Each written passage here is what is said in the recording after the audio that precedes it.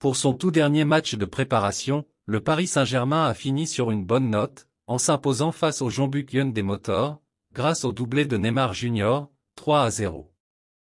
165 jours après son dernier match, Neymar a disputé toute la rencontre et offert la victoire au PSG avec un doublé et une passe décisive face au Sud-Coréen du Jeonbuk Hyundai. L'accord est total entre Ousmane Dembélé et Paris et le PSG et le FC Barcelone ont réglé les derniers détails. Le champion du monde 2018 est actuellement dans l'avion. Il arrive à Paris ce jeudi après-midi. Signature à venir de son contrat de 5 ans. Révélé en exclusivité par RMC Sport, le feuilleton de l'international français prend fin. Opération à 50 millions d'euros. Le Barça va toucher précisément 25 millions d'euros. Visite médicale prévue demain vendredi pour Ousmane Dembélé, qui va s'engager pour 5 ans. Ce jeudi, Marca relaie que l'opération de Sergio Rico a été couronnée de succès.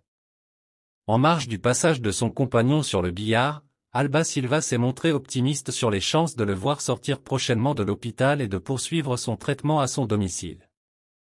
Tout va très bien et nous devons continuer à attendre pour pouvoir voir tout ce qu'ils lui ont fait. Nous avons entièrement confiance envers les professionnels de l'hôpital, a-t-elle déclaré à l'agence Europa Press. Le PSG va recruter l'attaquant portugais puisqu'un accord a été trouvé avec Benfica selon nos informations. Le transfert va s'élever à 80 millions d'euros bonus compris pour l'international lusitanien âgé de 22 ans. Et ce n'est pas fini. Selon nos informations, il y a une avancée concrète sur le dossier Gonçalo Ramos, dossier mené par Luis Campos, avec l'agent Jorge Mendes, devenu incontournable ou presque au PSG.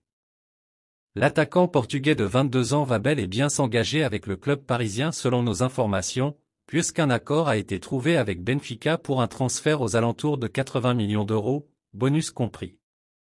Il ne reste plus que des détails à régler.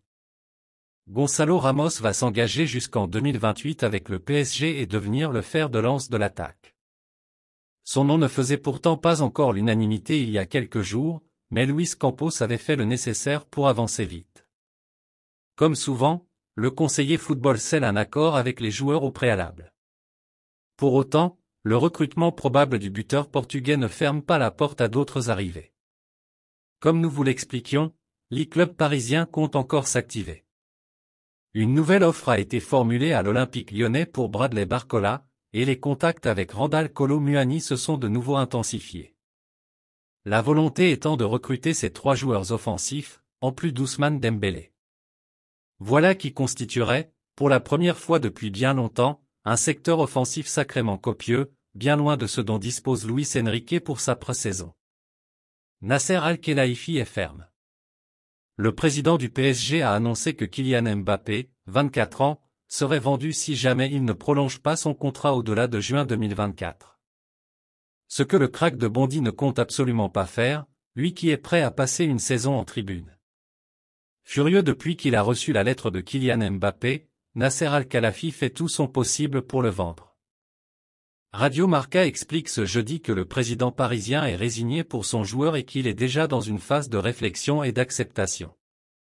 La radio ibérique ajoute que le PSG, qui voulait 300 millions d'euros en juin, va devoir revoir ses exigences à la baisse.